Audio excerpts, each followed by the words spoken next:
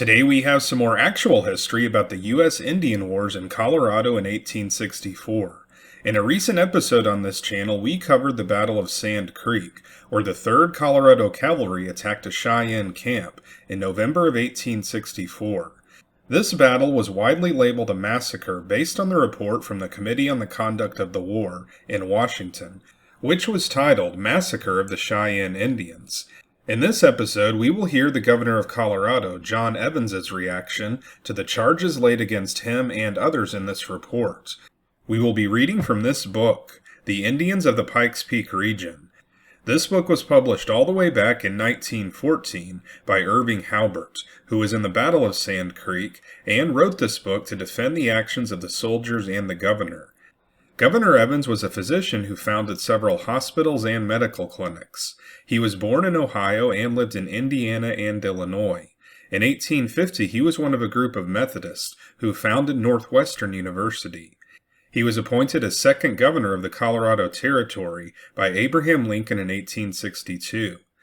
He once had a mountain named after him in Colorado, Mount Evans, but in 2023, it was renamed Mount Blue Sky by the United States Board on Geographic Names. This name change was due to Evans's involvement in the Battle of Sand Creek. So here is Governor John Evans' own defense of his actions as governor back in 1864. In corroboration of my statements as to the hostile character of the Indians punished at Sand Creek, and to show the conditions existing elsewhere in the territory previous thereto, I quote from Governor Evans' reply to the report of the Committee on the Conduct of the War, dated October 6, 1865. In the territorial days of Colorado, the governor was ex officio superintendent of Indian affairs. At the time of the Sand Creek battle, the Honorable John Evans, formerly of Illinois, was governor of Colorado, and had held that office since the spring of 1862. Governor Evans was a personal friend of President Lincoln, and had been appointed governor because of his high character, great ability, and efficiency in administrative affairs. Governor Evans' supervision of Indian affairs in Colorado during 1862, 1863, and 1864 made him a better qualified witness as to the conditions existing among the various tribes during these years than any man living. The following extracts from his reply to that part of the report of the Committee on the Conduct of the War, which under the heading Massacre of the Cheyenne Indians refers to his responsibility in the matter, tells of the attitude of the Indians towards the whites during that period, and of his own strenuous efforts to avert hostilities. Executive Department and Superintendency of Indian Affairs, CT, Denver, August 6, 1865. To the public, I have just seen for the first time a copy of the report on the Committee on the Conduct of the War, headed Massacre of Cheyenne Indians. As it does me great injustice and by its partial, unfair, and erroneous statements will mislead the public, I respectfully ask a suspension of opinion in my case, until I shall have time to present the facts to said committee, or some equally high authority, and ask a correction. In the meantime, I desire to lay a few facts before the public. The report begins. In the summer of 1864, Governor Evans of Colorado Territory, as acting superintendent of Indian affairs, sent notice to the various bands and tribes of Indians within his jurisdiction that such as desired to be considered friendly to the whites should repair to the nearest military post, in order to be protected from the soldiers who were to take the field against the hostile Indians. This statement is true as to such notice having been sent, but conveys the false impression that it was at the beginning of hostilities and the declaration of war. The truth is, it was issued by authority of the Indian Department months after the war had become general, for the purpose of inducing the Indians to cease hostilities, and to protect those who had been or would become friendly from the inevitable dangers to which they were exposed. This notice may be found published in the report of the Commissioner of Indian Affairs for 1864, page 218. The report continues, About the close of the summer, some Cheyenne Indians in the neighborhood of the Smoky Hill sent word to Major Wynkoop, commanding at Fort Lyon, that they had in their possession and were willing to deliver up some white captives they had purchased of other Indians. Major Wynkoop, with a force of over 100 men, visited these Indians and recovered the white captives. On his return, he was accompanied by a number of the chiefs and leading men of the Indians, whom he had brought to visit Denver for the purpose of conferring with the authorities there in regard to keeping the peace. Among them were Black Kettle and White Antelope of the Cheyennes, and some chiefs of the Arapahoes. The council was held, and these chiefs stated that they were friendly to the whites, and always had been. Again they say, all the testimony goes to show that the Indians under the immediate control of Black Kettle and White Antelope of the Cheyennes and left hand of the Arapahoes were and had always been friendly to the whites, and had not been guilty of any acts of hostility or depredations. This word, which the committee say was sent to Major Wynkoop, was a letter to United States Indian Agent Major Colley, which is published in the Report of the Commissioner of Indian Affairs for 1865, page 233, and is as follows. Cheyenne Village, August 29, 1864. Major Colley, we received a letter from Bent wishing us to make peace. We held a council in regard to it. All come to the conclusion to make peace with you, providing you make peace with the Kiowas, Comanches, Arapahoes, Apaches, and Sioux. We are going to send a messenger to the Kiowas and to the other nations about our going to make peace with you. We heard that you have some prisoners in Denver. We have 7 prisoners of yours which we are willing to give up, providing you give up yours. There are 3 war parties out yet, and 2 of Arapahoes. They have been out some time, and expect to end soon. When we held this council, there were few Arapahoes and Sioux present. We want true news from you in return. This is a letter. Black Kettle and the other chiefs. Compare the above extract from the report of the committee with this published letter of Black Kettle, and the admission of the Indians in council at Denver.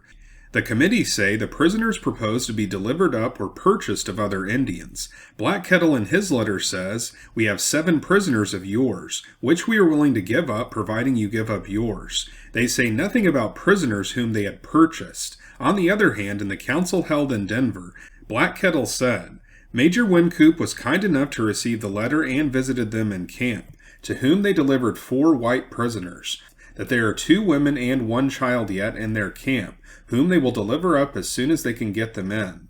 Laura Roper, 16 or 17 years.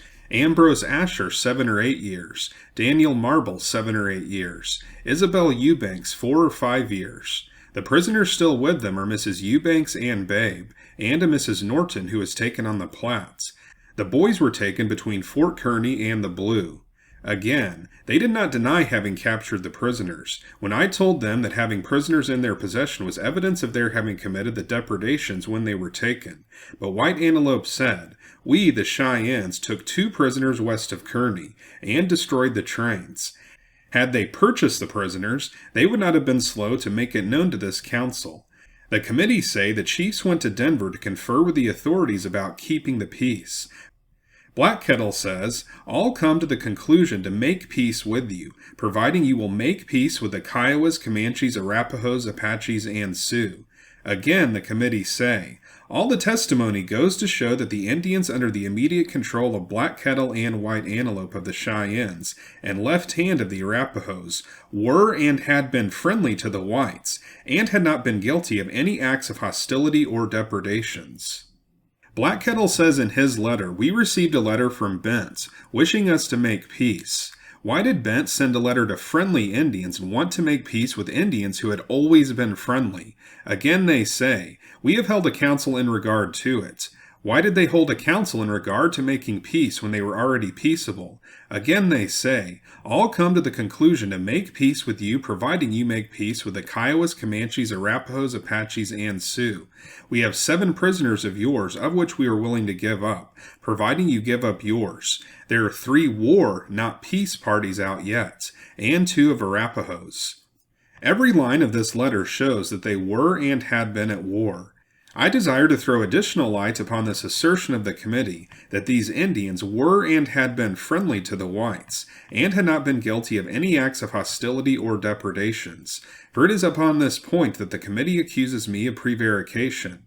In the council held at Denver, White Antelope said, "We, the Cheyennes, took 2 prisoners west of Kearney and destroyed the trains. This was one of the most destructive and bloody raids of the war." Again, Neva, Left Hand's brother, said, "The Comanches, Kiowas, and Sioux have done much more harm than we have."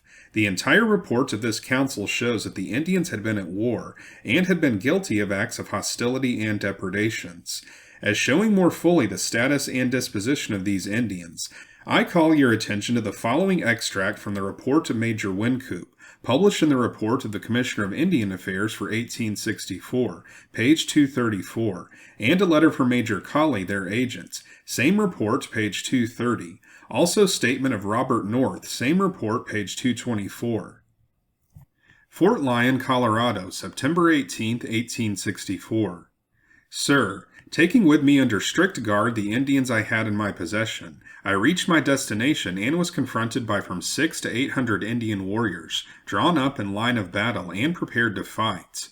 Putting on as bold a front as I could under the circumstances, I formed my command in as good order as possible, for the purpose of acting on the offensive or defensive as might be necessary, and advanced towards them, at the same time sending forward one of the Indians I had with me as an emissary to state that I had come for the purpose of holding a consultation with the chiefs of the Arapahoes and Cheyennes, to come to an understanding which might result in mutual benefits, that I had not come desiring strife, but was prepared for it if necessary, and advised them to listen to what I had to say, previous to making any more warlike demonstrations. They consented to me in council, and I then proposed to them that if they desired peace, to give me palpable evidence of their sincerity by delivering into my hands their white prisoners. I told them that I was not authorized to conclude terms of peace with them, but if they acceded to my proposition, I would take what chiefs they might choose to select to the governor of Colorado Territory, state the circumstances to him, and that I believed it would result in what it was their desire to accomplish, peace with their white brothers. I had reference particularly to the Arapaho and Cheyenne tribes. The council was divided, undecided, and could not come to an understanding among themselves. I told them that I would march to a certain locality distant 12 miles, and await a given time for their action in the matter. I took a strong position in the locality named, and remained 3 days. In the interval they brought in and turned over 4 white prisoners, all that was possible for them at the time being to turn over, the balance of the 7 being, as they stated, with another band far to the northward. I have the principal chiefs of the 2 tribes with me, and propose starting immediately to Denver, to put into effect the aforementioned proposition made by me to them. They agree to deliver up the balance of the prisoners as soon as it is possible to procure them, which can be done better from Denver City than from this point. I have the honor, Governor, to be your obedient servant, E. W. Wynkoop, Major 1st Colorado Cavalry, commanding Fort Lyon, Colorado Territory. Fort Lyon, Colorado, July 26, 1864. Sir, when I last wrote you, I was in hopes that our Indian troubles were at an end. Colonel Shivington has just arrived from Larned, and gives a sad account of affairs at that post. They have killed some 10 men from a train, and run off all the stock from the post. As near as they can learn, all the tribes were engaged in it. The colonel will give you the particulars. There is no dependence to be put in any of them. I have done everything in my power to keep the peace. I now think a little powder and lead is the best food for them. Respectfully, your obedient servant, S. G. Colley, United States Indian Agent. The following statement made by Robert North was made to me, November 10, 1863. Having recovered an Arapaho prisoner, a squaw, from the Utes, I obtained the confidence of the Indians completely. I have lived with them from a boy, and my wife is an Arapaho.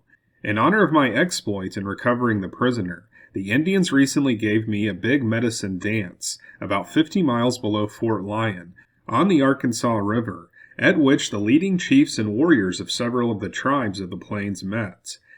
The Comanches, Apaches, Kiowas, the northern band of Arapahoes, and all of the Cheyennes with the Sioux, have pledged one another to go to war with the whites as soon as they can procure ammunition in the spring. I have heard them discuss the matter often, and the few of them who opposed it were forced to be quiet, and were really in danger of their lives. I saw the principal chiefs pledge to each other that they would be friendly and shake hands with the whites until they procured ammunition and guns, so as to be ready when they strike. Plundering to get means has already commenced, and the plan is to commence the war at several points in the sparse settlements early in the spring. They wanted me to join them in the war, saying that they would take a great many white women and children prisoners, and get a heap of property, blankets, etc. But while I am connected with them by marriage, and live with them, I am yet a white man, and wish to avoid bloodshed. There are many Mexicans with the Comanche and Apache Indians, all of whom urge on the war, promising to help the Indians themselves, and that a great many more Mexicans would come up from New Mexico for the purpose in the spring. In addition to the statement showing that all the Cheyennes were in the alliance, I desire to add the following frank admission from the Indians and the council. Governor Evans explained that smoking the war pipe was a figurative term, but their conduct had been such as to show that they had an understanding with other tribes. Several Indians said, "We acknowledge that our actions have given you reason to believe this." In addition to all this, I refer to the statement of Mrs. Eubanks. She is one of the prisoners that Black Kettle and the council said they had. Instead of purchasing her, they first captured her on the Little Blue, and then sold her to the Sioux. Mrs. Martin, another rescued prisoner, was captured by the Cheyennes on Plum Creek, west of Kearney, with a boy 9 years old. These were the prisoners of which White Antelope said in the council, "We took 2 prisoners west of Kearney and destroyed the trains." In her published statement, she says the party who captured her and the boy killed 11 men and destroyed the trains, and were mostly Cheyennes. Thus I have proved by the Indian chiefs named in the report, by Agent Colley and Major Wynkoop, to whom they refer to sustain their assertion to the contrary, that these Indians had been at war and had committed acts of hostility and depredations. In regard to their status prior to their council at Denver, the foregoing public documents which I have cited show how utterly devoid of truth or foundation is the assertion that these Indians had been friendly to the whites, and had not been guilty of any acts of hostility or depredations. The next paragraph of the report is as follows. A northern band of Cheyennes, known as the Dog Soldiers, had been guilty of acts of hostility, but all the testimony goes to prove that they had no connection with Black Kettle's band, and acted in spite of his authority and influence. Black Kettle and his band denied all connection with or responsibility for the Dog Soldiers, and Left Hand and his band were equally friendly.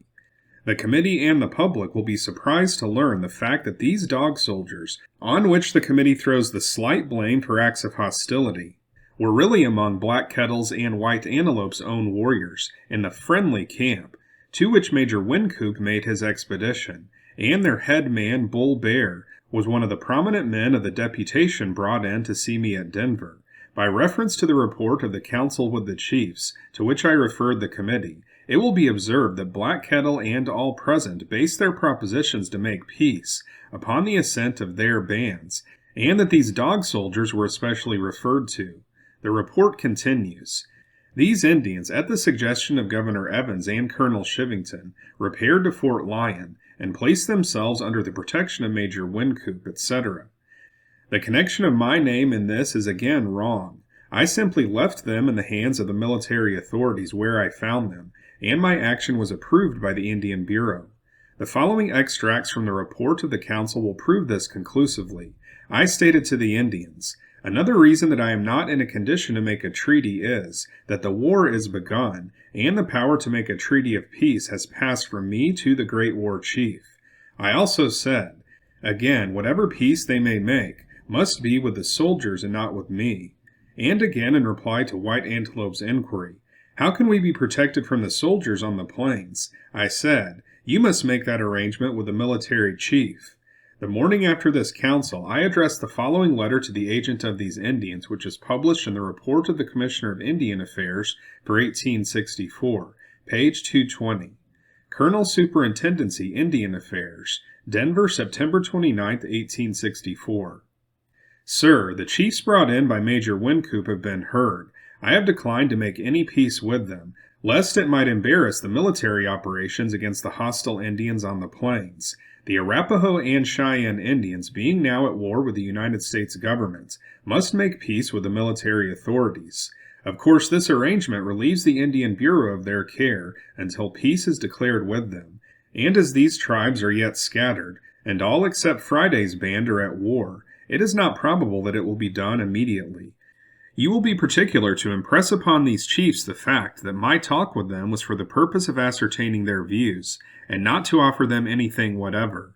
They must deal with the military authorities until peace, in which case alone they will be in proper position to treat with the governments in relation to the future. I have the honor to be, very respectfully, your obedient servant, John Evans, Governor, Colorado Territory, and ex officio Superintendent of Indian Affairs. It will thus be seen that I had, with the approval of the Indian Bureau, turned the adjustment of difficulties with the hostile Indians entirely over to the military authorities, that I had instructed Agent Colley at Fort Lyon that this would relieve the Indian Bureau of further care of the Arapahoes and Cheyennes until peace was made, and having no notice of such peace or instructions to change the arrangements, the status of these Indians was in no respect within my jurisdiction, or under my official inspection. It may be proper for me to say further that it will appear in evidence that I had no intimation of the direction in which the campaign against the hostile Indians was to move, or against what bands it was to be made, when I left the territory last fall, and that I was absent from Colorado when the Sand Creek battle occurred. The report continues. It is true that there seems to have been excited among the people inhabiting that region of the country a hostile feeling towards the Indians. Some had committed acts of hostility towards the whites, but no effort seems to have been made by the authorities there to prevent these hostilities, other than by the commission of even worse acts. Some had committed acts of hostility towards the whites. Here are the facts. In the fall of 1863, a general alliance of the Indians of the Plains was effected with the Sioux, and in the language of Bull Bear in the report of the council, their plan is to clean out all this country. The war opened early in the spring of 1864. The people of the East, absorbed in the greater interest of the rebellion, knew but little of its history. Stock was stolen, ranches destroyed, houses burned, freight trains plundered, and their contents carried away or scattered upon the plains. Settlers in frontier counties murdered, or forced to seek safety for themselves and families in blockhouses and interior towns. Emigrants to our territory were surprised in their camps, children were slain, and wives taken prisoners. Our trade and travel with the states were cut off. The necessities of life were at starvation prices. The interests of the territory were being damaged to the extent of millions. Every species of atrocity and barbarity which characterizes savage warfare was committed. This is no fancy sketch, but a plain statement of facts, of which the committee seemed to have had no proper realization. All this history of war and blood, all this history of rapine and ruins, all this history of outrage and suffering on the part of our people, is summed up by the committee and given to the public in one mild sentence. Some had committed acts of hostility against the whites. The committee not only ignored the general and terrible character of our Indian War and the great sufferings of our people, but make the grave charge that no effort seems to have been made by the authorities there to prevent all these hostilities. Had the committee taken the trouble, as they certainly should have done before making so grave a charge, to have read the public documents of the government, examined the record and the files of the Indian Bureau, of the War Department, and of this superintendency, instead of adopting the language of some hostile and irresponsible witness, as they appear to have done, they would have found that the most earnest and persistent efforts had been made on my part to prevent hostilities. The records show that early in the spring of 1863, United States Indian Agent Laurie of the Upper Platte Agency reported to me in person that the Sioux under his agency and the Arapahoes and Cheyennes were negotiating an alliance for war on the whites. I immediately wrote an urgent appeal for authority to avert the danger, and sent Agent Laurie a special messenger with a dispatch to Washington. In response, authority was given and an earnest effort was made to collect the Indians in council. The following admission in the report of the council explains the results. Governor Evans, hearing last fall that they were dissatisfied, the Great Father at Washington sent me out on the plains to talk with you and make it all right. I sent messengers out to tell you that I had presents, and would make you a feast. But you sent word to me that you did not want to have anything to do with me, and to the Great Father at Washington that you could get along without him. Bull Bear wanted to come in and see me at the head of the Republican, but his people held a council and would not let him come. Black Kettle: That is true. Governor Evans: I was under the necessity, after all my trouble and all the expense I was at, of returning home without seeing them. Instead of this, your people went away and smoked the war pipe with our enemies. Notwithstanding these unsuccessful efforts, I still hope to preserve peace. The records of these offices also show that in the autumn of 1863, I was reliably advised from various sources that nearly all the Indians of the plains had formed an alliance for the purpose of going to war in the spring, and I immediately commenced my efforts to avert the imminent danger. From the time forward, by letter, by telegram, and personal representation to the Commissioner of Indian Affairs, the Secretary of War, the commanders of the department and district, by traveling for weeks in the wilderness of the plains, by distribution of annuities and presents, by sending notice to the Indians to leave the hostile alliance, by every means within my power, I endeavor to preserve peace and protect the interests of the people of the territory. And in the face of all this, which the records abundantly show, the committee say, no effort seems to have been made by the authorities there to prevent these hostilities, other than by the commission of even worse acts. They do not point out any of these acts, unless the continuation of the paragraph is intended to do so. It proceeds: the hatred of the whites to the Indians would seem to have been inflamed and excited to the utmost. The bodies of persons killed at a distance, whether by Indians or not is not certain, were brought to the capital of the territory and exposed to the public gaze, for the purpose of inflaming still more the already excited feelings of the people. There is no mention in this of anything that was done by authority, but it is so full of misrepresentation, an apology for the Indians, and unjust reflection on a people who have a right from their birth, education, and ties of sympathy with the people they so recently left behind them, to have at least a just consideration. The bodies referred to were those of the Hungate family, who were brutally murdered by the Indians within 25 miles of Denver. No one here ever doubted that the Indians did it, and it was admitted by the Indians in the council. This was early in the summer and before the notice sent in June to the friendly Indians. Their mangled bodies were brought to Denver for decent burial. Many of our people went to see them, as any people would have done. It did produce excitement and consternation, and where are the people who could have witnessed it without emotion? Would the committee have the people shut their eyes to such scenes at their very doors? The next sentence, equally unjust and unfair, refers to my proclamation, issued 2 months after this occurrence, and 4 months before the attack they were investigating, and having no connection with it or with the troops engaged in it. It is as follows: the cupidity was appealed to, for the governor in a proclamation calls upon all, either individually or in such parties as they may organize, to kill and destroy as enemies of the country, wherever they may be found, all such hostile Indians, authorizing them to hold to their own use and benefit all the property of said hostile Indians they may capture. What Indians he would ever term friendly, it is impossible to tell. I offer the following statement of the circumstances under which this proclamation was issued by the Honorable D.A. Chever. It is as follows: Executive Department, Colorado Territory, August 21st, 1865.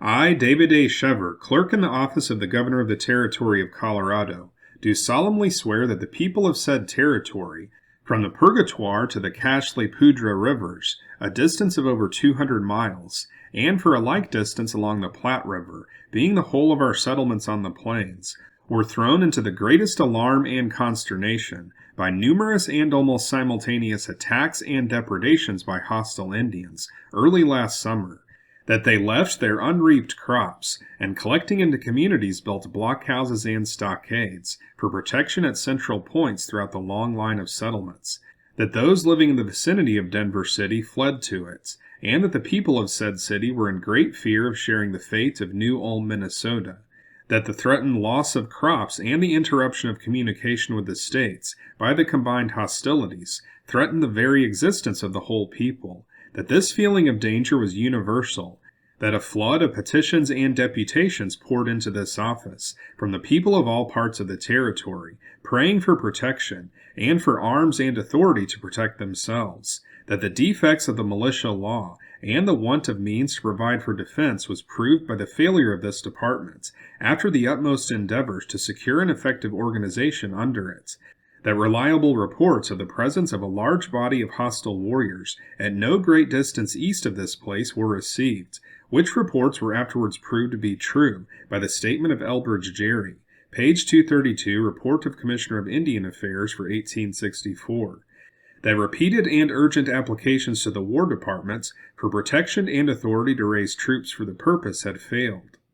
That urgent applications to department and district commanders had failed to bring any prospect of relief, and that in the midst of this terrible consternation and apparently defenseless condition, it had been announced to this office from district headquarters that all Colorado troops in the service of the United States had been peremptorily ordered away, and nearly all of them had marched to the Arkansas River to be in position to repel the threatened invasion of the rebels into Kansas and Missouri.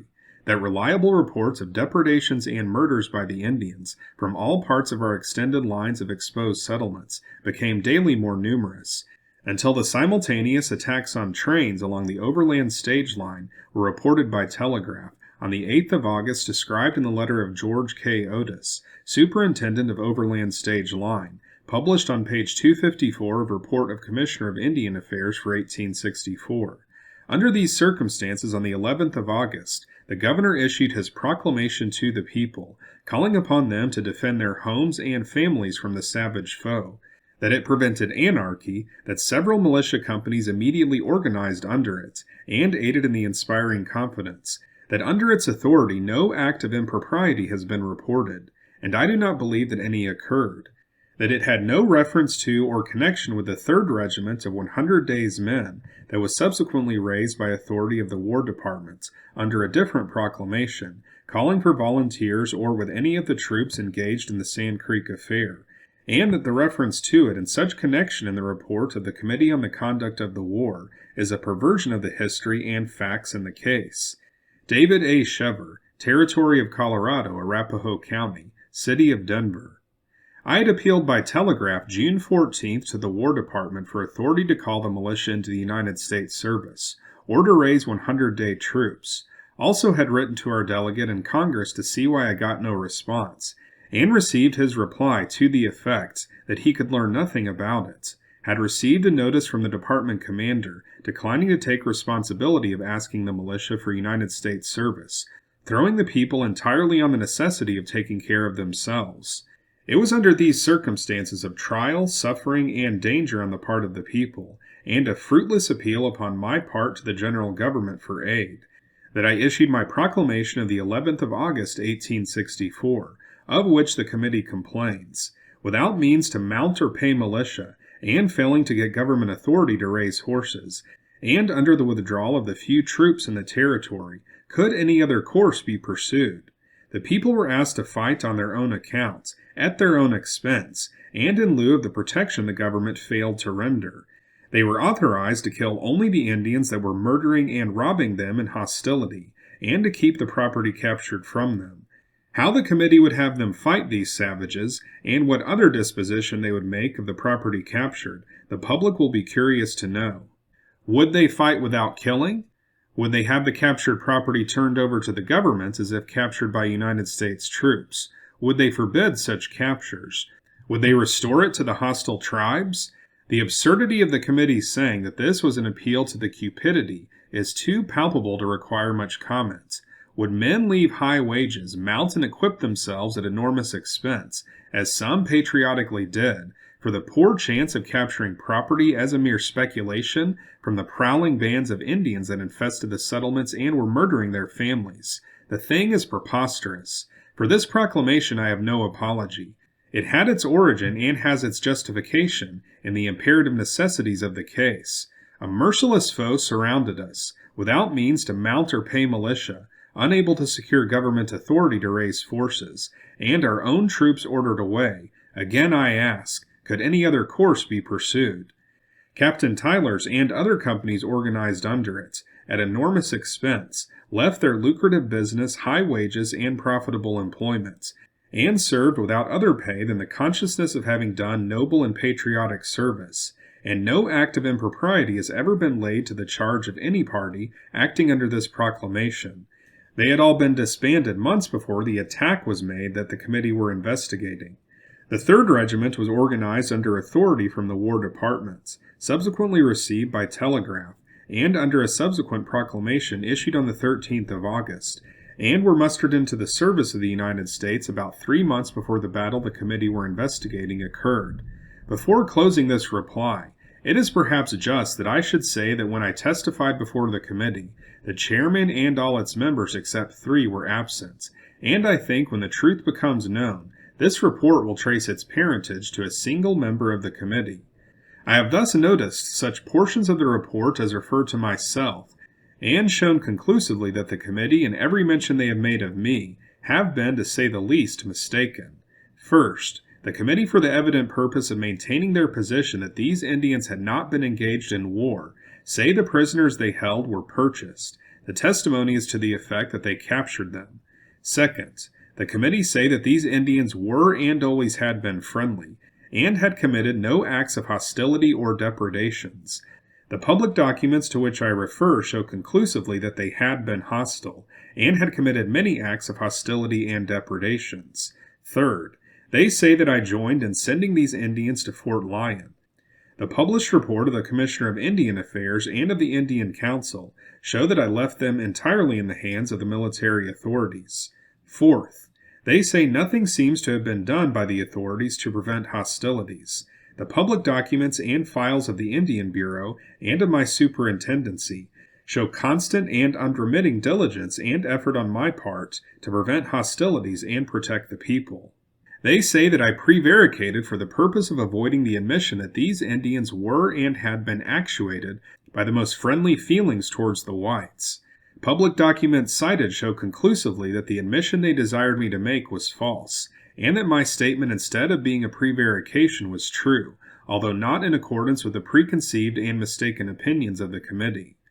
This report, so full of mistakes which ordinary investigation would have avoided, so full of slander which ordinary care of the character of men would have prevented, is to be regretted, for the reason that it throws doubt upon the reliability of all reports which have emanated from the same source during the last 4 years of war. I am confident that the public will see from the facts herein set forth the great injustice done me, and I am further confident that the committee, when they know these and other facts I shall lay before them, will also see this injustice, and as far as possible repair it. Very respectfully, your obedient servant, John Evans, Governor of the Territory of Colorado, and ex officio Superintendent of Indian Affairs. So that's it for this episode on Governor John Evans' defense of his actions as governor during and around the time of the Battle of Sand Creek. As I mentioned in the introduction, Mount Evans was named after Governor Evans until 2023, when the Federal Board of Geographic Names changed it to Mount Blue Sky, as punishment for Evans' involvement in the Battle of Sand Creek. Let us know in the comments what you think about Governor Evans' defense of his actions during this time, and whether you think the mountain should be renamed after him. We will also have a short follow-up episode where we read Mrs. Eubank's account of her captivity. Her account is very direct and informative, and I believe it deserves its own episode rather than being at the end of this one. Fanny Kelly was also captive at this time period by the Sioux in Wyoming and the Dakotas. We had a whole series on Fanny Kelly on this channel, and we will be having one more episode in the next few weeks, where she will come into close contact with the Cheyennes after she had returned from captivity, when they raided near her Kansas home in 1868. This channel is called Unworthy History because we cover actual history that has been cast aside as unworthy to show on history channels on TV. Here on this channel we keep actual history alive by reading directly from old books. If you'd like to support the mission of this channel, then you can join our Patreon page or become a YouTube channel member. Members will have full access to our members-only videos, and your contribution will be recognized at the end of each episode. So if you want to see more episodes like this, then be sure to like and subscribe, and we'll see you next time on Unworthy History.